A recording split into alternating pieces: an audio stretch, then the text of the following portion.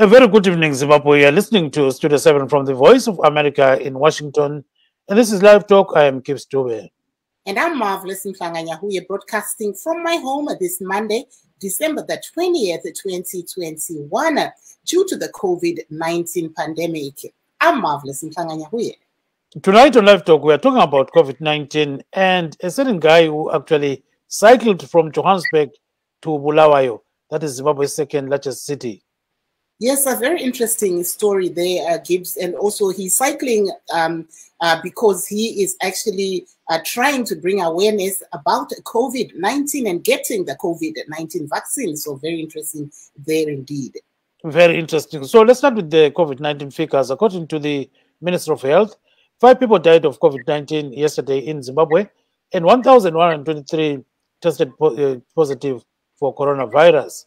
And up to now, according to the Minister of Health, 4,787 people have succumbed to COVID-19 since March last year. This is out of a number of people that actually contracted the disease. That number adds up to 192,796, and 138,397 people recovered from COVID-19.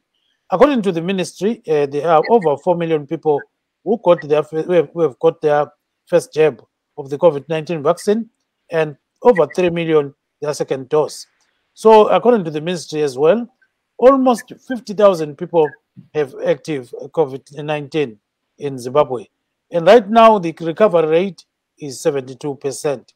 Yebo kambe Rwanda bakunjalo ke ukuthi kulabantu abahlanu ababulewe COVID-19 izolo kwele Zimbabwe. Wathi ke abafika 1,123 bahlolwe batholakala bele COVID-19. Bese kusithi ke abarecover izolo kumbe kithi abaphephe kumkhuhlane lo bafika 2,642. Bese kusithi ke abasebabulayo COVID-19 kusukela ngombimbi nyaka enye bayi 4,787. Phakathi kwenani labantu bayi 192,796 ababanjwe i-COVID-19, kwaphepha ke abayi 138,397. Asebejovwe kokuqala ijekiseni lokuzivikela ku-COVID-19 badlula 4 million. Bese kusithi asebejovwe kwesibili badlula 3 million.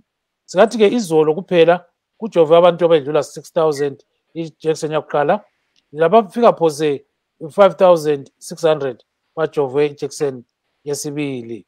Ngase sikhangela njalo abantu abaphila legciwane le-COVID-19 khona manje bayi 4,916. So sorry, 49,612. Yes, so khanya ngani kunjalo Marvelous. Aiwa, tinokuchingamidza ine mufaro pano pachirongwa chedu nemusi wemuvhuro December 2021. Ini ndini Marvelous ndichitaura nemi ndiri muWashington pamusoro pedenda reCovid-19.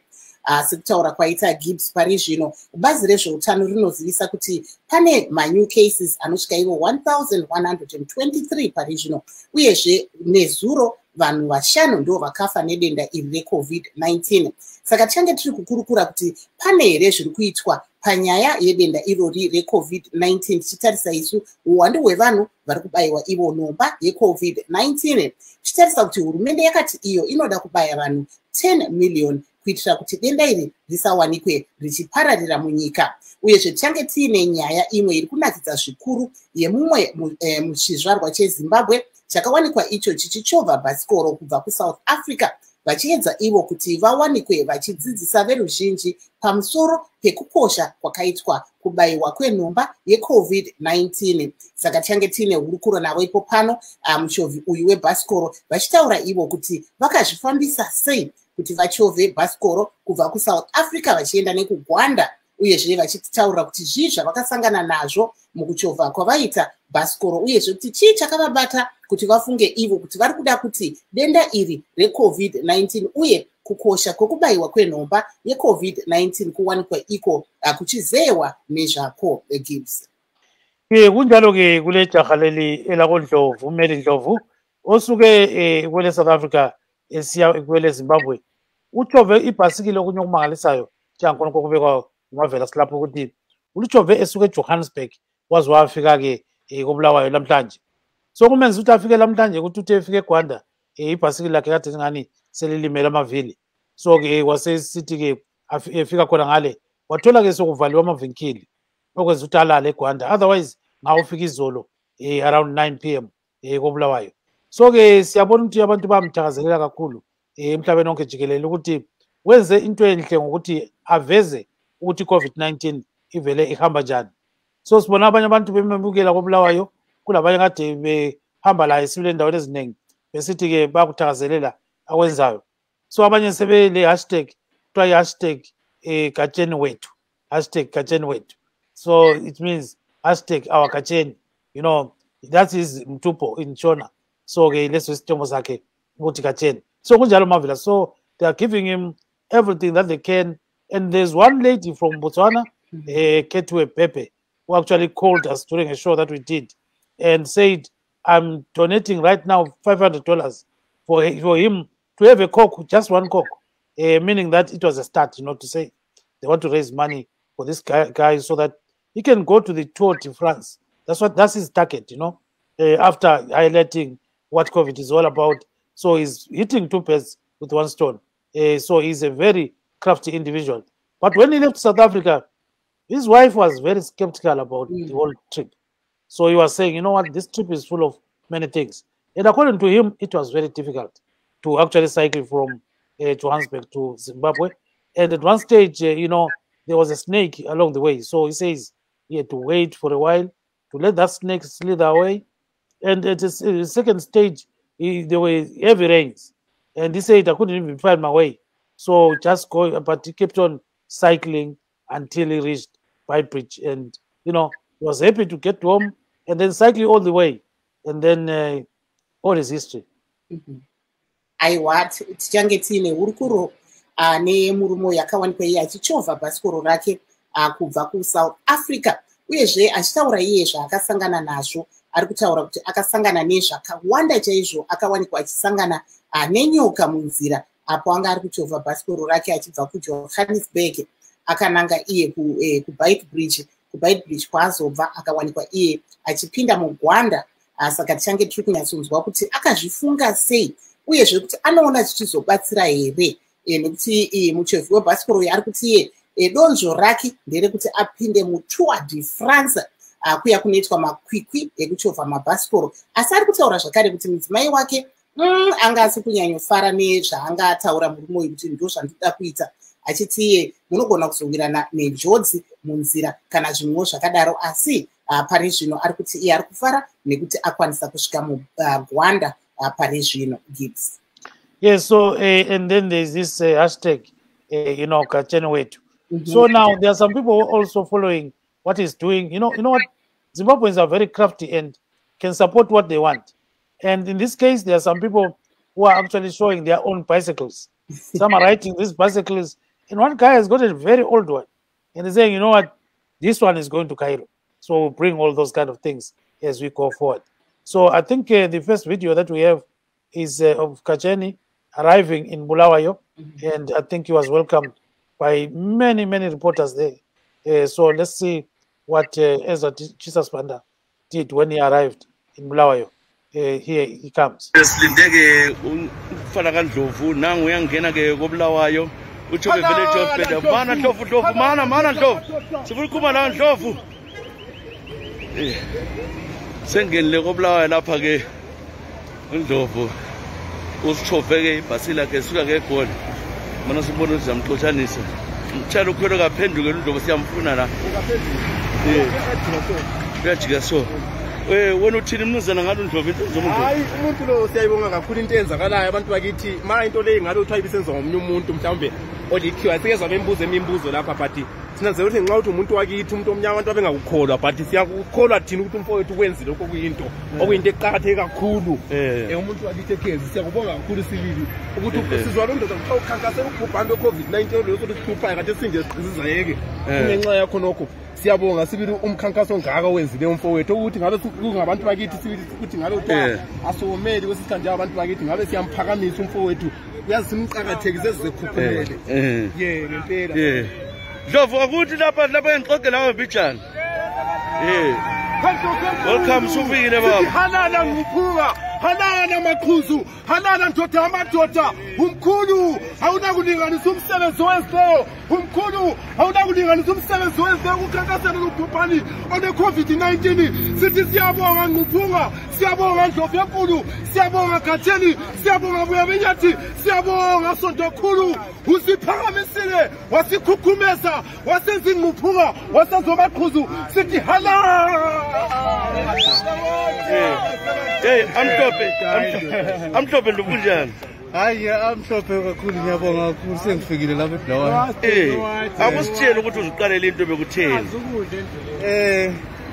Ngicela ukukhuluma nemask ukuze abantu bengithi. Yeah, keep imask abakuze abantu. Ukuze ngifike lapha hlangana nama challenges amakhulu kakhulu. Kodwa inhloso yami bekuthi abantu bebe aware ngendaba ye-COVID-19. Abaningi bachonile, abanye basazotshona ngendaba zokuthi abavaccinatanga. Besicela ukuthi umuntu nomuntu ahambe evaccinate. Siyaqhubuzela nje ukuthi ubani nobani ahambe evaccinate. Usuke nini eJohannesburg? Ngisuke ngeSaturday, isikhathi beku-half past 3 ekuseni. Then i-challenge engihlangane nayo between Centurion ne-Pretoria. Ngibona inyoka esayidini enkulu kakhulu. Inyoka? Ya, yavela yatshone etshanini lapha ngayiyeka. Then kuthe sengise yikho ngibone khona inyoka but ibitshayisa imoto anzanga. Enye futhi? Ngithe ngifonela ama-teammates ami ngibatshela ukuthi ngihlangana le nyoka la. Bangitshela bathi hayi ukuthi uhambo lwakho uvulekile. Hayi ngahamba impela ngazozifika lapha. Ubuhamba uvikana lezi moto? Ngihamba ngivikana nezimoto, abanye bengishayela amahuta, abanye ngiphuma estaradeni. Then ngithe ngisuka eBedbridge lapha kube le truck ade kungala space. Ngase ngiphuma estaradeni ngangena kuphodula. Isondo lami lisikela lalimala lapha. Njalo likhona elinye lilapha elilimeleyo lifake phambili. Ibhasikili amakusebuka. So ibhasikili leli ngelakho leli? Ibhasikili ngelami ile ndresa ngalo. Wena amani kangaka wathatha ngawo? Ubuhamba usima, usidlani, usenzani? Ukudla ngizange ngadla kodwa bengihamba ngiphuza amajuice. Uhamba uphuza amajuice? Yebo. Ukudla okuphekwe uyanzange ngadla ukudla okuphekwe. Awuhambelani lo ngawutsho ibhasikili? Awuhambelani. Into bengiyenza bephuza amanzi. Lesigubhu se4 liter lapha esiseqolo lapha. Amanzi yiso bengisiphuza lapha. Kambe ubona ngani yini message le ingenile eCovid le ebantwini? Anginethe baba ingenile ngoba ngimangale mangifika embalabala abantu bekhuluma ngami nabengazi ukuthi bayazi ngami. Bengicabanga ukuthi nje bazibonela umuntu nje osuke eduze. Kodwa bacela ukuma baxoxisana nami bashutha lezithombe nami. Wona ke sizathanda ukwazi ke imbali yakho vele ke uvela ungubani uzelwe ngaphi ukhulela? Igama nguMeli, isibongo nguNdlovu. Ukuzalwa ngizalele khona lapha eBulawayo esibhedlela seMpilo. Mhla ka4 February 1981. So ngileminyaka engu40. Ekhaya kusekhezi emaphisa endaweni esigabeni saseGohole. Abaningi bangazi ngifunde eGohole eprimary nesecondary ngiyenzele eGohole.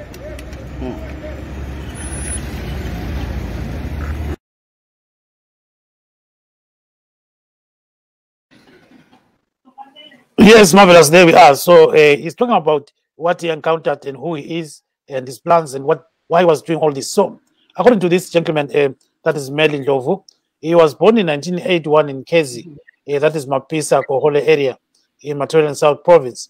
And he attended school there, and many people know him in that kind of village. So he says he left 3:30 a.m. Saturday in Johannesburg, and then he had some problems, between Centurion and Pretoria, where there was a big snake that was, in his vicinity, and he had to let it go because he thought it was going to strike him. And then there was another snake, along the way, but the second one was dead. So he says he's creating a COVID-19 awareness because many people have died and some more are going to die because of COVID-19. So he says people should be vaccinated. They should take all the precautions as per WHO standards. And he says he was very surprised when he got to Balabala. You know, Balabala is about 70 kilometers outside Bulawayo. People were waiting for him there, and they actually stopped him and they chat with him and all those kind of things. And guess what? They got the message from Studio 7 that he was coming, so they waited there because they didn't know what time he was passing through Balabala. So they were waiting for him, and he says he was very happy to see all that. And then at one stage, he says he plunged into a pothole because there's a vehicle that didn't give him away, you know. So his bicycle had some kind of knocks here and there. So what about things that he was eating? He says he was taking a lot of juices, lots of water. He had a 4-liter bottle he patched on his back, you know. And he says he was depending on that. And he appears to be a very, very strong guy. Aiwapo tanga tiri kuona nekunzwa kubva kune muchovhi webhasikoro anoti anonzi Meli Ndlovu uyezve ari kuti akazvarwa muna 1981 kuKezi uko anoti ndoko akadzidza zvakare. Anga ari kurondedzera iye kuti akafamba sei kubva kuJohannesburg uko kwaari kuti iye akawanikwa achisangana nenyoka paanga akusvika kuCenturion. Akazowanikwa zvakare achisangana neimwe nyoka kunyange zvayo yakanga yakafa. Ari kutaura zvakare kuti akasvika kuBalabala akaona akamirirwa nevamwe vanhu vakanga vativo vakanzwa shoko kubva kuStudio 7 apo Studio 7 yakawanikwa ichitaura nezvekuchovha kwaari kuita bhasikoro uyezve kuti achange ari kusvika panzvimbo iyoyi. Ari kuti pari zvino abvunzwa nemutori wedu wenhau kuti ko manga muri kudyei pakufamba kwenyuka. Akati chekudya chinopisa chaicho hapana chandakadya, asi ndiri kunwa mafluids. Ndanzwa achitaura iye kuti anga ane mvura yaari kuwanikwa iye akatakura kumusana, ndo mvura yaari kupota achinwa. Saka ari kuti iye ari kunwa mvura nezvimwewo mafluids mamwe, asi pari zvino haasati adya sadza muchena uyezve haasati adya chikafu chaanoti icho chinopisa nekuti hazvienderane nekuchovha kwaari kuita bhasikoro. Ari kuti akabva kuJohannesburg na3 am nemusi weSaturday. Uye zvino sekutaura kwatatiri kuita apo awanikwa iye asvika muBulawayo. Anga ari kutaura nemutori wedu wenhau. Yes, let's listen to another interview that he did with Ezra Tshisa Sibanda in Bulawayo. Wasusebenza ngaphi la? Ukusebenza lapha ngike ngasebenza over 6 months. Ukutshintsha kwe-PTC isiba i-Tail 1. Ngike ngasebenza e-Hillside. Ngasebenza 6 months, then ngasuka lapha ngaye eSouth Africa ngo-2001. From 2001 benilokhu ngise-South Africa ngasebenza i-company e-24/7 ngomnyaka ka-2003. Ngasebenza 16 years. Ngase ngiyeke ngendaba kuqala i-COVID. Okwamanje bengingasebenzi. Ngumuntu ohleliyo. Bengiphila ngokuthi bengincedwa ngabelungu balokho ngidonethela. Ngoba kule team abathi i-Team View ese-Bedford View eSouth Africa. Ilabalungu abayi-70, mina yimi ngedwa umuntu omnyama. Ngiyani amabhasikili? Amabhasikili. So abalungu laba bangifundise ukugibela ibhayisikili ukuthi utshintsha kanjani ngespeed ugijima maku-10 lamakukhuphukile. Ngafunda ke khona lapho. Bengisiya emsebenzini ngebhayisikili. Base bengicela kwelindanga ukuthi bacela ngibajoyine. So bayakwazi ukuhamba lakho lo. Bayakwazi kakhulu. And nabo bengithanda ukuthi bebekwazi ukuthi hayi sengifikile. Ngoba bethe ngiba-update endleleni. Manje inkinga benayo mina suke ngasengiswela i-network. Le phone yami isuke yaphela ibhetri. Umuntu olonkosikazi labantwana. Nonkosikazi labantwana ababili. Banga. Intombazana lomfana baseGoli. Intombazana ina 14 years. Umfana una 9 years. Umfana wami una 9 years ufunda ugrade 3 uzoya ku grade 4 kulonyaka ozayo.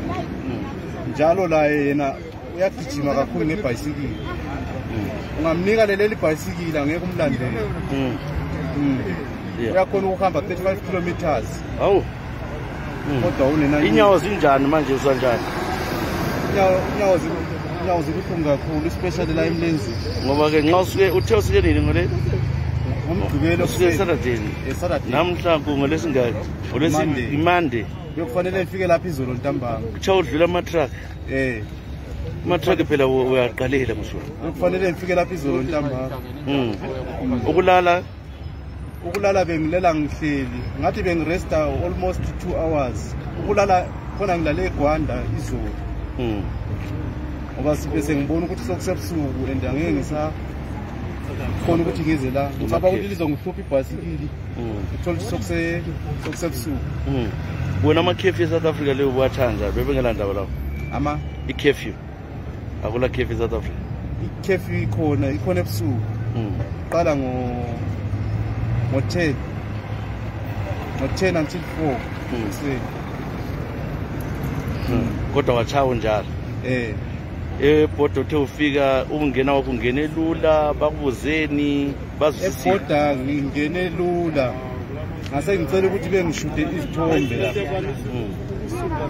bonke abantu bebesala ukushuda izithombe bethi ebhoda laphana abafuni izithombe zishutha ngase ngicela umunye usisi ongumphoyisi ukuthi angishude isithombe akazange azwakala into oyishoyo njengamnikeli asengizama ukushuta abantu abaningi bayasabile ukuthi bengishuta izithombe bathi ngapha eZimbabwe besaba amapolisi so kodwa bakuvumela ukuthi ungene abangivumela abazange bangihlupha South African border bayastempa la ngaZimbabwe bathi ayidlule abazange bangihlupha zange babuzele ukuthi hayi so next ke usuzayenzana next khona ukuthi uzoza kwenza phela kathi uchaye iJoburg usuthi uzachaye iCape Town kumbe uyachaye iCairo abelungu bami bebengithembisile kodwa ngangikhulume nabo ukuthi mina ngoba ngiyinzalo yaseZimbabwe ngiyafuna ukuthi ngazakale ngapha eZimbabwe bebengithembisa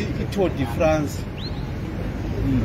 ukuthi ungene kuTour de France ngambhadale imali ngiye eTour de France ngibona ngani ngendlela wenze ngayo iTour de France ungayichaya it's about 2000 something kilometers ungayichaya iTour de France iTour de France ngingayichaya nesibili sokuthi ngingayichaya ngoba yeziphunyulwa futhi ayifani nalokho kwezileyo ayifani nalokho kwezileyo noma ngaba ngunumber last kodwa uyenze kodwa ngingayenza kunokhuthaza abafundi laba abanye laba bathola ibhoda lapho ngathini kubo bazama ukuthi bethu into engabakhuthaza yona ukuthi kokuqala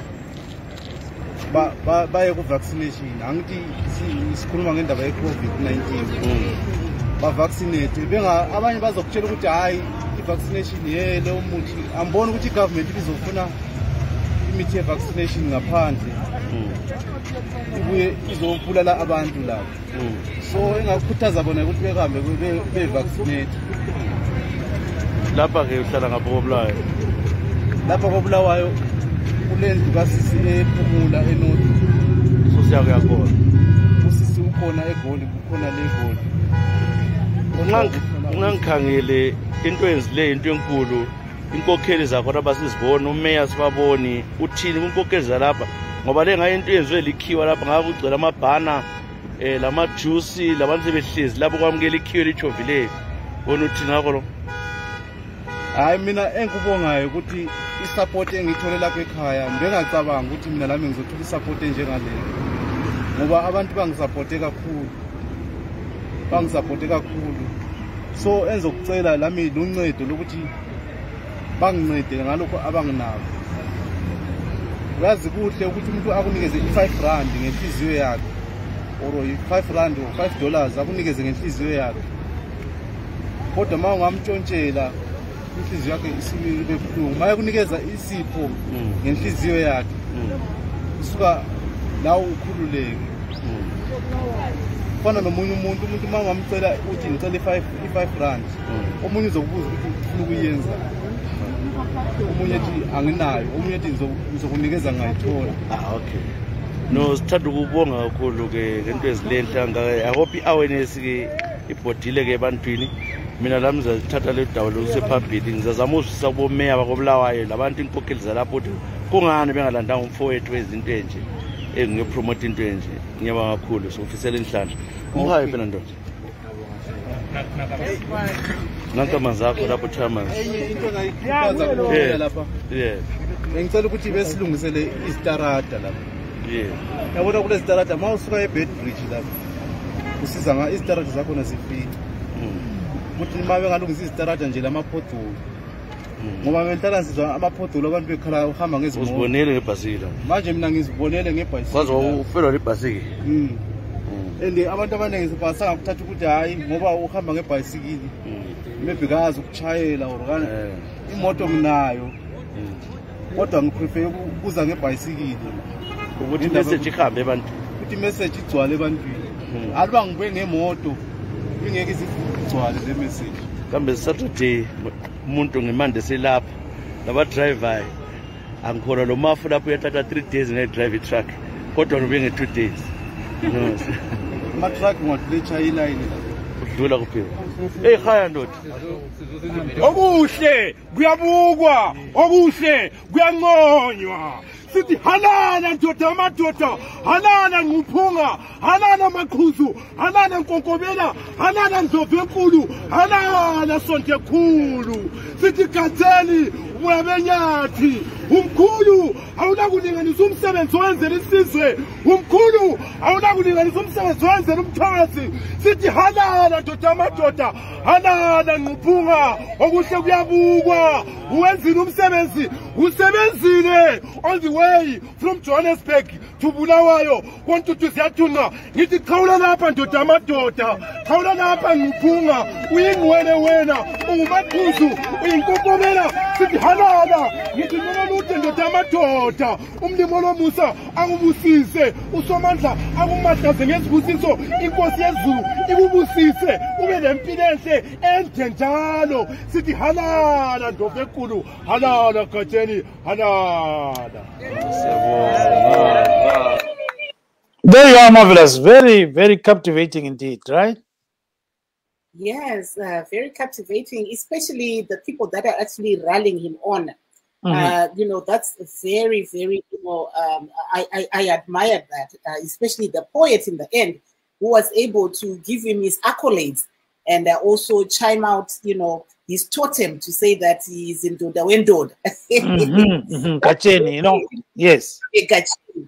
Hashtag Gacheni. So very interesting indeed to see the amount of support that is actually coming from people around Bulawayo there where he arrived today. So now, according to him, he actually worked for the Post and Telecommunications, you know, and left in 2001 for Johannesburg. And then he worked for a 24/7 company from 2003 until COVID-19 hit, and now he's unemployed. So he joined a team in Bedford View in South Africa, where there are 70 South Africans who actually drilled him on biking. So he says he got all these skills from those people. And so he says he used to cycle to work until these people called him and said, okay, join us and, you know, learn how to do it professionally. So he says they want to know about this trip, and they're promising to take him maybe to Tour de France. And at the same time, he says, you know what, the network let him down because he was supposed to be giving them information all the time. But he managed to get 1 or 2 photos, to get 1 or 2 videos, and was updating here and there. So he's a father of 2. He has got a wife. And he says his 9-year-old boy is one of the greatest cyclists ever he has seen. Because he says he can cycle at 30 miles per hour. So he says not 30 kilometers per hour. So right now, he says his legs are very painful. He has gone to a massaging parlor where he thinks they're going to take care of that. So he was supposed to arrive in Bulawayo yesterday, but he says he had some bit of knocks, like we indicated earlier on.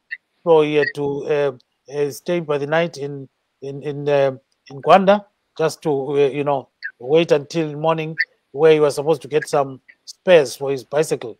And then he left. Talking about potholes, what did he say? So about potholes, he said they were very problematic between Beitbridge and and Bulawayo.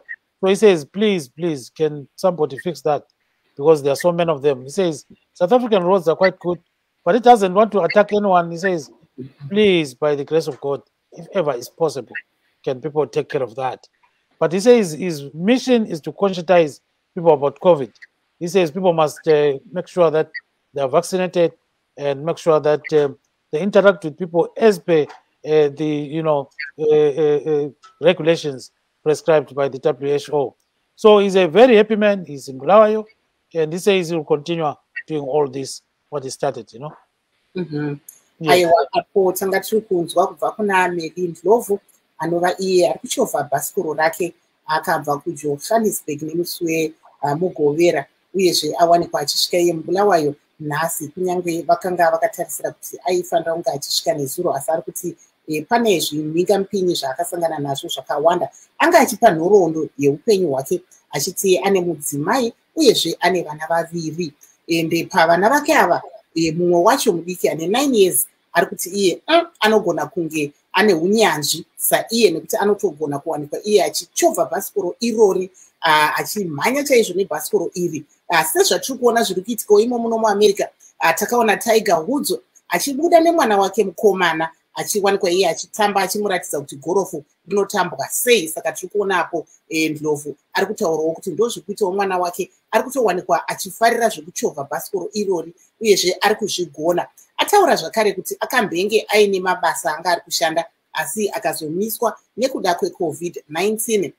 Pamabasa apo paaishanda aichovha bhasikoro achienda kubasa. Akazowanikwawo nevamwe vanogara munzvimbo vekuBedfordview vakawanikwa ivo vane club yavo yekuchovha mabhasikoro. Akati iye vakawanda vacho vari muclub varungu. Iye sekutaura kwandanzi kana kukunzwa kwandaita ati anenge ndiye ega munhu mutema ari muchikwata ichochi, uyezve anga ari kutaura kuti vari muchikwata ichi vanga vakatarisira kuti akwanise iye kunge achivapa nhoroondo yekuti zviri kufamba sei pakuchovha bhasikoro iri, asi nenyaya yenetwork haana kukwanisa kunge achizoita izvi. Angokwanisawo kuzotora mapicha apo neapo nekuti kwanga kusina network. Asi shuwiro yake sekutaura kwaita ati iye ari kuti vanhu vemuclub yake iyi vakati ivo vanogona kuzomubatsira kuti awanikwe iye achienda kuTour de France, uko kwatinoona kunopindwa vane mbiri yakawanda chaizvo, vana Lance Armstrong nevamwewo vatakaona vachipinda imo muTour de France. Saka taona zvakare ipapo pachiburitswa hashtag padandemutande, tikaona vamwe vachiita machallenge vachiti ivo vamwe vari kutorawo mabhasikoro avo vachichovha, vamwe vari kutorawo vachimirawo nemabhasikoro avo kwavari ikoko vachitsigira zviri kuitwa naNdlovu, vachiti ivo aiwa, nyaya yaari kutaura yekuti vanhu vabayiwe nhomba dzeCOVID-19 inyaya yakanaka, uyezve veruzhinji vari kumutsigira mune zvese zvaari kuita. Taona zvakare chimwe chizvarwa chemuBulawayo imomo vachiwanikwa ivo vachibva vamupa yatingati iye poem, vachiwanikwa vachifara, vachimukurudzira nemabasa ari kuita ekuchovha bhasikoro iri. Saka ticharamba tichiona kuti zviri kufamba sei, uyezve ndanzwa Ezra achitaura iye achiti achataura nameya nevamwewo vanyarikani muBulawayo imomo kuti vanzwe kuti pane zvakadai zviri kuitika, kuti Ndlovu awanikwewo achipiwa ruremekedzo rwaanofanira kunge achipiwa, nekuti hazvisi nyore kuti munhu awanikwa achichovha bhasikoro kubva kuJohannesburg opinda nekugwanda ozosvika muBulawayo.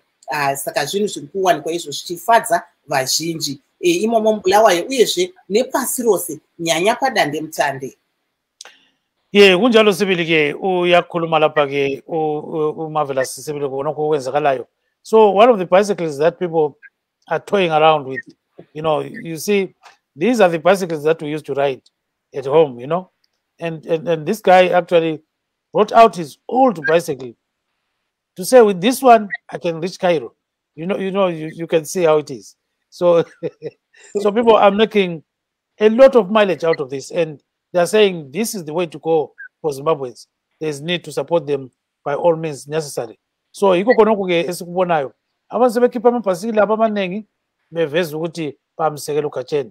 So sokule hashtag ukuthiwa ke #Gatsheni wethu, #Gatsheni wethu. So nxa libona i-hashtag naleyo lingene kiyo litsho ukuthi likubona njani konke lokho.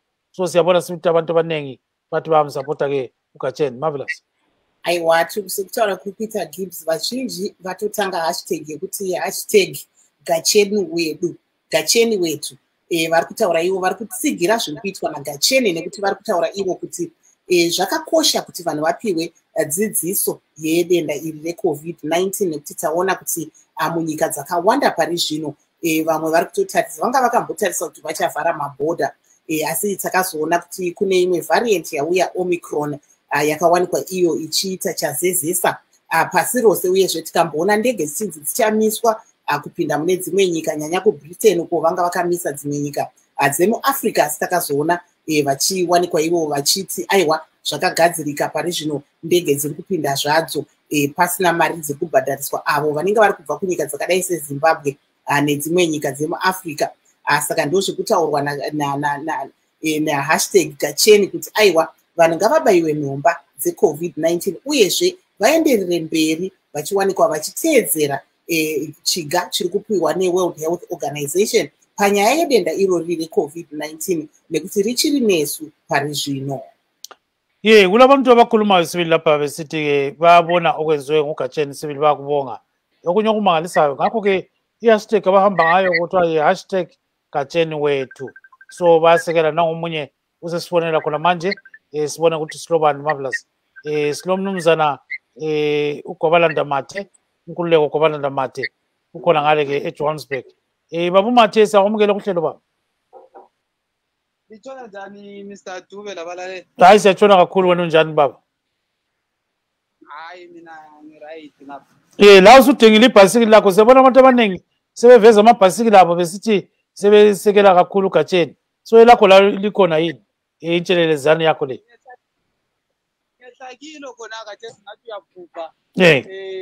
Kube utshelile 5 minutes time bengingakushutela ivideo. So apparently we've got Mr. Mathe. He's got his own bicycle. He was riding the bicycle right now. So it's part of the inspiration that he's getting from Gacheni. So akusitshele ke baba ukuthi ubona njani uhambo lukaGacheni? Mr. Gacheni siyamjabulela kakhulu into yenzileyo. Into enhle isibonelo first time umuntu break record kanje. Into engijabulisa kakhulu into enzima ukuthi abantu bebengacabangeli ukuthi engayenza into ekanje so kodwa uyenzile. Okufanele ukuthi thina kufanele sinikeze support engatholi support from other people, other countries sesisizwa ngabanye ukuthi sesile hero. Kufanele thina kube yitho simpusha simqhubela amanye amazwe ngesupport sinikeze support. So marvelous what Mr. Mathe is saying is that there's need to actually support him by all means because he's one guy who was not expected to do all this kind of thing. So he says in some cases we end up hearing some people outside the country like other nations profiling such people without Zimbabweans doing a lot for such kind of individuals. So he's actually encouraging people to really support this kind of cause. Aiwapo tiri kunzwa vaMathe vari kutaura ivo vari muJohannesburg vachitaurawo kuti zvinhu zviri kuitwa nevanhu vakadaisa vandlovu zvinhu zvakanaka nekuti vari kuti ivo tinoona vamwe vanhu vekunze kwenyika vachitowanikwa ivo vachizowanikwa vachitaura nevanhu vari kuita mabasa iwaya seakadai sekuchovha mabhasikoro nekuita zvimwe zvinhu zvinowanikwa izvo zvichipa nyanya dzidzo panyaya yeCOVID-19 nenhomba yeCOVID-19. Saka vari kuti vari kufara kuti tiri kuona nhau idzi dziri kuZimbabwe uyezve nepano paStudio 7 kuti Studio 7 yakwanisa kupa mukana kuna Ndlovu kuti auye achinyatsotaura achitsanangudza kuti zvakafamba sei kuti afunge kuti aite nyaya iyi yekuchovha bhasikoro uyezve kuti sei akafunga kuti awanikwe iye achitora denda reCOVID-19 nekubayiwa kwenhomba yeCOVID-19 sechinhu chaanofanira kunge achiwanikwa iye achitaura nezvazvo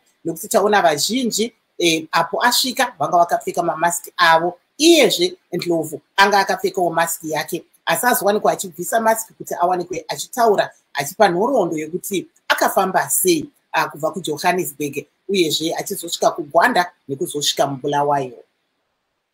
Kunjalo sibili Mathe. So nxa kunje wena ubona ngazani pho kumele yenzelweni umfo kaGacheni la? uGatsheni kudingakala bese ngikhulume lo Ezra Tshisa manje so bese sizama ukuthi siorganize nawo ukuthi simvulele like i-account usizakwazi khona ukuthi simnikeze ama-R10 noma R1 simnikeze support kwenzela ukuthi ekhuthaze more people into le vele Mr. Dube ibe late bekufanele ukuthi yenzeke before 2021 eyenziwe nguGatsheni because abantu abaningi kabagqoka ama-mask for i-COVID ukuthi ibhasikili nginanzelela ukuthi kuyasiza kakhulu because into engiyigibelile ngiyabona ingiyajuluka so kuyayenza ukuthi ungadlalelwa ngama-germs e-COVID-19 uma uthova ibhasikili so kuyasiza kakhulu ukuthi abantu uma bethova amabhasikili it's not easy ukuthi bebambe i-COVID-19 because now awugqoki imask awusayi which means ku-easy ukuthi ama-germs ekubamba but if uma uthova ibhasikili it's not easy ukuthi ama-germs ekubamba. So nxa sukhangele sibili ubona ngani abantu bangenzani sibona ongazwisa uGatsheni ukuthi enhlizweni yakhe kukhudumale sibili abantu bathini nxa ukhuluma la? Abantu bayakujabulela into enze nguGatsheni so far asazi ukuthi bajabula ngemlomo ngenhliziyo zabo kodwa mangukuthi bayafisa ukunikeza support ngicabanga kusepha kusasa kuzabe se-information yonke isikhona besifisa ukuthi uGatsheni simenzele okuhle siye siyethenga i-trophy lapha eSouth Africa mayezofika lapha nje eSouth Africa simchaye ngesurprise esithole seyiprotector sonke siphelele esimsupportayo sile trophy elemali phezulu ukuze amenze ukuthi ethokoze ekhuthale kakhulu ukukhuthaza intsha nazilethi manje ama-viewers amlandelayo more than 2000 abantu enithemba ukuthi bonke sebeyagibela amabhasikili now besayika for i-COVID-19 i-health kakhulu ibhasikili njalo futhi lokuthi ukuthova ibhasikili kuyayenza ukuthi umuntu bebengasebenzi azithole sekuthola umsebenzi ukuthova ibhasikili ngoba kuyaholelwa. Yes, marvelous. So according to Mr. Mathe, he has inspired a lot of people and he's got so many followers now and these people are now cycling to different places, you know. So he says people have just seen that this can be a pastime, you know. Instead of going to mix with others, they can be cycling on their own and put masks whenever they get to some crowds. So while we are cycling, he says, you know, maybe chances are low that you can contract COVID-19. So kunjalo, marvelous.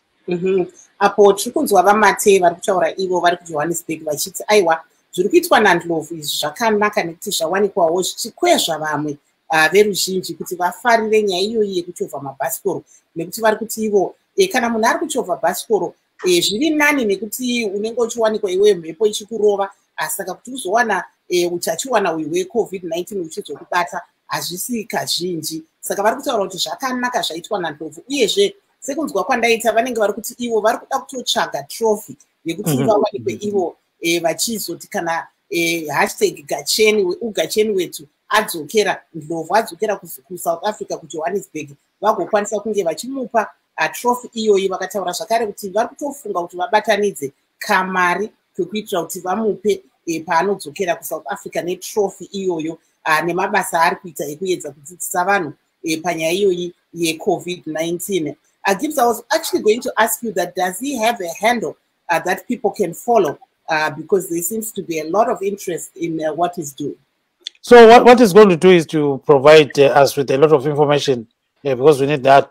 He's got a Facebook page which goes by his name and then another one that is affiliated to this club. So, but at the end of the day, I'll give you some more information as we go forward. So then we are joined by Miss Nomathandazo Nkomazana. She is in Mumbai, India. Welcome to the program, Mama. Ngiyabonga baba Dube linjani balaleli nababukeli. Hayi siyaphila kakhulu. Nango ngiuGatsheni usuke eJohannesburg siya kuBulawayo echova intshelelezane ibhayisikili. Belibethela ikho nokudlala. Saturday, Sunday bese kwanda. Namhlanje ukoBulawayo ubona njani Nkomazana? Baba Dube into enzo uGatsheni iyancomeka kakhulu. Inspire nezalukazi ezinjengathi ukuthi ngabe lento iyenzake before test ngabe iZimbabwe inama ama-differences amaningi kakhulu kuma-youth nabasakhula abanye abasebancane njengomntana akhe athi khona una 9 years kodwa uyakhona ukucycla like 35 kilometers per hour, I think kumbe ngizwe kahle. Bekuzoba ne-difference enkulu ku-society yethu, and bekuzosiza iningi labasakhulayo ukuthi bengangeni kwezinye izinto ezingalunganga, kodwa bebe ne-focus entweni enhle njengale njengoba. Yes, so-ke faka la ngesikhiwa-ke sizwe ukuthi ungathini ngakhona kuma. Isikhiwa bakithi. This thing that has been done by Gacheni is actually inspiring, even to us older people would actually wish it could have happened before now, because it was actually going to inspire a lot of youth and young people to stay away from wrong things and to focus on something that is more important in life, like what Gacheni has done. And if the youth in our country would actually copy what he's doing, or I would actually feel like if there could be a club or cycling club that can actually help our youth to stay away from trouble and all. If our parents, we could just meet together and put up something so that we have something like Gacheni and his son has done, it would be very helpful to our society. Wonderful, marvelous. If I may just ask, I think you said you're in Mumbai, in India, and we see that there in India, a lot of people do a lot of cycling day to day. Can you just tell us a little bit about that, so that, you know, what are you learning there in India that we can emulate in Zimbabwe from what you're saying about, you know, how people can start clubs? Yeah. A lot of people here in India are actually using bicycles as business. They are modifying their bicycles to do something useful to their families and to the economy as a whole. I would say if you are an Indian here, you don't own, a family doesn't own a bike, you are considered to be, I don't know what I can say. A family that has a bike has food on the table. They actually modify, it's those old bikes that that we used to use when we were younger. They had a nickname to call those very big bikes, and very tall ones. They modify those to actually use to transport people from point A to point B. The youth, you can see someone like maybe kids from 4, 5, 6, 7 racing with bikes. At the end of the day, they have also like clubs, like what Gacheni said, from different stages, different age groups. They start from bikes up to a point of upgrading to motorbikes or scooters. So I've learned a lot, especially in this bike industry, if I can say that. Our youth can actually benefit from that. They can have clubs that can be sponsored by certain departments, or maybe, can I say, organizations. They can be part of that and create a difference in the society. Yes, so ngenxa sikhangele khona manje sibona ngani kunengi abantu bangakwenza. Marvelous ngena khona mama. Aiwapo tiri kunzwa kubva kune munyarikani wedu vari ndavabvunzeni kuti zvataona zviitwa naNdlovu kuchovha mabhasikoro, tinoona kuti kuMumbai kuIndia kwavari nyaya yemabhasikoro inyaya yakakosha chaizvo. Vakataura kuti ichokwadi kuIndia kwavari uko mhuri isina bhasikoro aiwa haina cheruviri, nekuti vari kuti mabhasikoro eikoko vanhu vanotoshandisa kuita mabasa akasiyana siyana, kutakura vanhu, kutakura chikafu, kutakura zvinhu zvakasiyana siyana, kuti vawanikwe ivo vachiunza cheruviri mumhuri. Vakataura zvakare munyarikani kuti zviri kuitwa naNdlovu zvinoitawo zvakare kuti havi yevanhu yekuti vagonewo kuda nyaya iyo yekuchovha mabhasikoro iwanikwe ichitanga. Saka vari kuti ivo zvavadzidza kuIndia kwavari ndezvekuti kunyange vechidiki vanotowanikwa ivo vachipinda munzira vachiwanikwa vachichovha mabhasikoro, vachiita makompetisheni nezvimwe zvakadaro. Vamwewo zvakare vachiwanikwawo vanoita izvozvi vari mumakrabhu, vachiwanikwawo vachipiwa sponsorship. Zvinhu zvinogona kuitikawo kuZimbabwe, kuti vanhu vanogona kuita makrabhu avo ekuchovha mabhasikoro sezviri kuitwa naGacheni, uGacheni wetu Ndlovu ari iye kuSouth Africa, kuitira kuti veruzhinji vasawanikwe vachipinda munjodzi yekutora kana kuita zvimwe zvinhu zvisina kururama. Sezvatiri kuona munyika pari zvino, tinoona kuti vana vechidiki vazhinji vari kupinda vachitora zvinodhaka nezvimwe zvakadaro, asi vakapindawo mumakrabhu akadai seiwaya yekuchovha mabhasikoro. Izvi zvinogona kugadzirika. Yes, buyele-ke kubaba uGwabalanda Mathe. So Gwabalanda, nasikhangela-ke khonokho-ke osokwenziwa nguGacheni, kunganceda njani abantu abaningi? Into yenze nguGacheni unanzelela ukuthi mostly 90% ye-youth eZimbabwe ayisebenzi, iphila nzima ngokuthengisa. So uGacheni usebonisa ukuthi uyakhona ukuziphilisa ngokusayikla, because if uyamlandelela uthi yena usebenze 16 years company ye-security from lapho wangena ku-cycle up to now, the whole lockdown yonke le besayikla, ukhomba khona ukuthi bekule something ebibuya. So unanzelela ukuthi i-youth yonke le kube iyasayikla, iyenza ama-tournament, ayithola ama-donors, ama-sponsors. Singaba isizwe esinye sihle kakhulu eZimbabwe, ukuthi singeke sishone sikhalela ukuthi siyavuka sisiyakuthi noma uveze isport esihle kakhulu eZimbabwe ku-youth esesayikla. Kodwa nxa sikhangela i-COVID-19 ungabe ifake isando yini ukuthi ushaye isikhonkwane sibili kwazwela? U-COVID-19 ngithe ube late kakhulu uGacheni ukuthi asicreate-ele lento le, bekufanele ukuthi kube mhlambe ube wayiqala ku-2020. Abantu baningi abantu abaphile kakhulu ngesikhathi se-lockdown ngendaba ye-COVID. So abanye bephila ngokufutha, khumbula abanye bebenatha ama-lemon. So ukhomba ukuthi kube besisayika ngendlela le oyenza ngakhona uGacheni. Ama-germs i-COVID bekungekho lula ukuthi ikubambe. Ngananzelela ngavele uhambe maybe 10 kilometers uyabe usujuluke, kufanele ukuthi usufuthile everyday ekuseni usayikla, everyday ekuseni usayikla. Kube abantu bakhona abanye abasurvivayo because of i-cycling eyenziwa nguGacheni. But so now ngicabanga ukuthi abantu abaningi sebezasayikla, sebezabona ukuthi kuyasiza. Yes, so siyakuzwa kakhulu-ke. So marvelous what he's saying is that maybe cycling can be one of the best solutions to COVID. You know, he says he has been cycling after he got this inspiration from Gacheni, you know, and he says, you know, he was sweating so much. People have been dependent on, you know, steaming, you know. So he says this is better than steaming because you'll be cycling, you'll be exercising, and this is good for your health. So at the end of the day, maybe we'll ask some doctors some other time to chip in and, you know, contribute something on this, you know.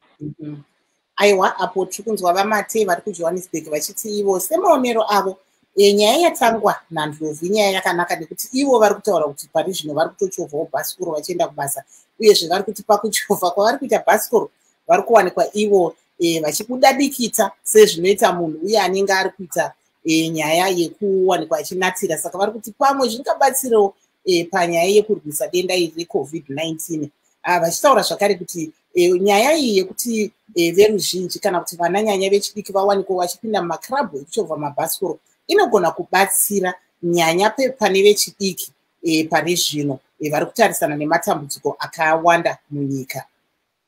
Ngasibuya kuwe-ke mama Nkomazana, sesizwile lapha nge-hashtag Gacheni wethu. So kuthiwani abantu kumele benzeni ukuthi bencede uGacheni lapha? Ngifuna ukubamba kancane lapho kade kukhulunywa ngumfowethu la. Uqinisile kakhulu ukuthi kungani kubuye lethinyana, but it's never late because lento i-COVID yakhona ikhaza ngani iya-upgrade ngomnyaka kuba namalokhuzeni achiyachiyeneyo. Kodwa abantu bengatholakala benza ukuchova amabhasikili khonokho bengaba fit.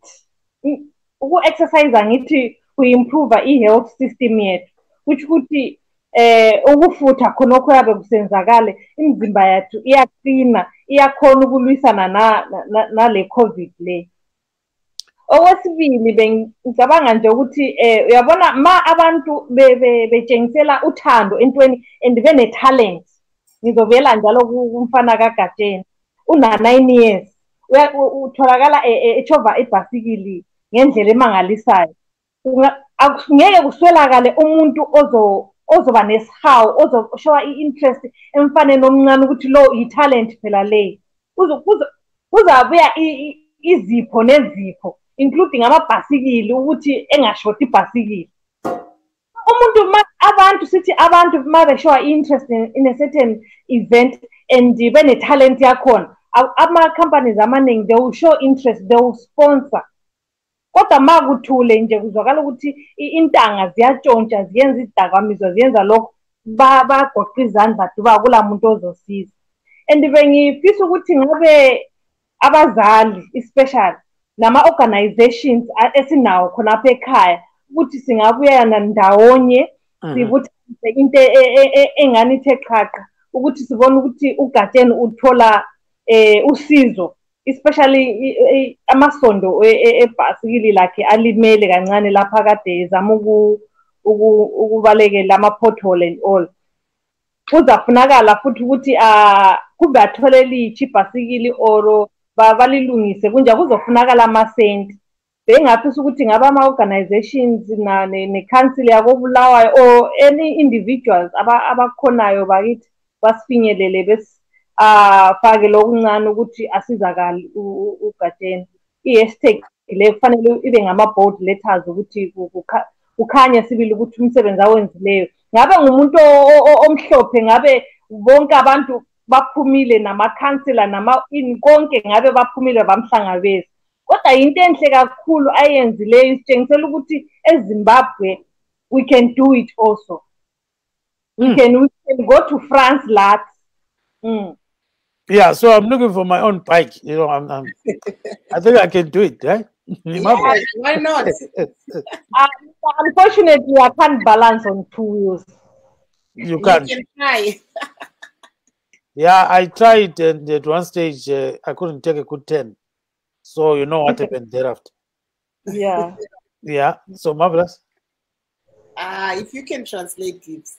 Yeah, okay. Mfaka ngesikiwa mbichana Ntombi. Kumbe wothi ngufakele mina yeah, qhubeka mama. Qhubeka. Sengikhohlile ngithini kanje. Yeah, so, yes. I was saying, like what Mfowethu had said about if only this cycling started before or during that lockdown, the rate of people dying of COVID was going to be at least limited, because as you cycle, you are actually exercising and sweating more, and in the same time, your immune system will be very strong, which means your body will withstand or fight that coronavirus. We cannot say it has been late. We can still start now, because every time there is an upgrade of this corona or mutation, we can say. So we can still, it's never too late. We can still start now. As a country, we need to look at it. We can still have some clubs that can be sponsored by individuals or organizations if we show interest and talent into it. But if we don't show interest, which means we won't get any sponsorship on that regard. Take, for example, for Gacheni's son, at 9, he's showing so much talent and interest in biking. So anyone can get some interest to sponsor the kid. Can see that there is talent there. So they can even send bikes or money or anything else so that the talent must continue. As a country, we can do it. If it was a white person cycling from Johannesburg to Zimbabwe, we would have seen mayors, councillors, everybody will be out there cheering the white person coming. But now we have our own. Can you imagine? He left Johannesburg on Saturday. Even I don't think even if you are traveling with a car, you can travel that fast. He left Johannesburg and landed in Zimbabwe Monday. That's talent. That's gold in Zimbabwe. So I would actually wish for individuals or organizations to actually have some sponsorship, or even parents would actually, if our youngsters can join in, can show interest, can have a club or more, that can actually help out. Yes, marvelous. So they always say, if Zambia did it, we can beat it. Yes, saka po tiri kunzwa muzvare vari kutsinhira mazwi avaMathe ekuti zvakakosha kuti nyaya iyo yekuchovha mabhasikoro iwanikwewo ichinyatsosimbiswa munyika, nekuti muzvare vari kutaura ivo kuti dai anga ari munhu wechirungu anga abva kuSouth Africa achiuya muZimbabwe, taiona vanhu vachibuda negurungwanda, tichiona vanyarikani vazhinji vachibuda. Saka dai apa nekuti taona kuti ndidlovhu ugacheni wetu, vanhu vanyatso kumutsigirawo, nekuti tinoona kuti mwana wake waari kutaura iye kuti ane 9 years ane talent yaanayo, saka anofanira kuti achiwanawo masponsor nezvimwe zvakadaro. Hapana chakaipa kuti vanhu vatange kuchovha mabhasikoro panyaya yekurwisa denda iri reCOVID-19. On that note, marvelous Mtanganya, wish to thank our guests this evening, Nomathandazo Nkomazana, she's in Mumbai, India, and Mr. Gwabalanda Mathe, Nkululeko Gwabalanda Mathe is in South Africa. And we wish to thank Ezra Tshisa Sibanda as well for sending us all that information. And signing off from Maryland, this is Gibbs Dube saying good night, Zimbabwe. I'm Marvelous Mtanganya saying have a very good night from Washington, D.C. Good night.